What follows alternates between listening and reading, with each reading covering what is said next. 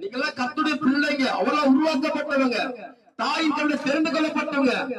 ஆனால் எந்த சூழ்நிலையிலும் நீங்க நரகத்துக்கு போயிடாதபடி நீங்களும் ரட்சிக்கப்பட என்பதற்காகத்தான் என் ஆண்டவராகிய இயேசு கிறிஸ்து தம்முடைய வருகையை இதுவரைக்கும் தாமதப்படுத்திக் கொண்டே இருக்கிறார்.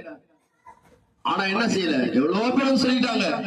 ஆனா என்ன சொல்ல, மனம் திரும்புதல் இல்ல, மனம் திரும்புதல் இல்ல. அதத்தான் இப்படிப்பட்ட பிள்ளைங்களை ஞாயிற்று கூட ஓய்வு எடுக்காம என்ன செய்யறாங்க, இந்த பிள்ளைங்க சாப்பிட்டு மறுபடியும் வந்து அடியே முன்னாடி சொல்றாங்க, இயேசு சொல்றாங்க, இயேசு நல்லவரு என்ன அழகா விட்டு பிள்ளைங்க அழகா தூங்குவாங்க வீட்டுல போயிட்டு. ஆனா கவனிக்க அப்பெல்லாம் செய்யல. ஏன்னா நான் பாரதியார் சொல்றாரு, யாம் பெற்ற இன்பம் பெருகி வையகம் அப்படின்னு சொல்லுவாரு. அது நாங்க பெற்ற சந்தோஷத்தை நீங்களே பெறணும். அதான் இன்னைக்கு போயிட்டு இன்னைக்கு ஒவ்வொரு வீட்டுல போயிட்டு ஒவ்வொரு தெருவுக்கும் போயிட்டு இயேசு பற்றி பிரசங்கிக்கிறோம்.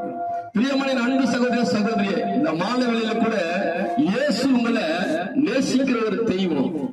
நீ எந்த நாம இருந்தாலும் சரி, உன்னை நேசிக்கக்கூடிய ஒரு தெய்வம், உன்னை விசாரிக்கக்கூடிய ஒரு தெய்வம், உனக்காக பரிதவிக்கக்கூடிய தெய்வம், அவர்கள் ஆண்டவராகிய இயேசு கிறிஸ்து.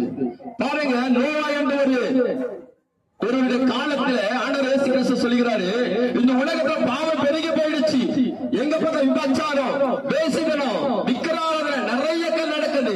இந்த பட்டத்தை உலகத்துல செய்கிறார், நான் அழிக்க போறேன். அழிக்க போறதுக்கு முன்னாடி இந்த உலகத்துல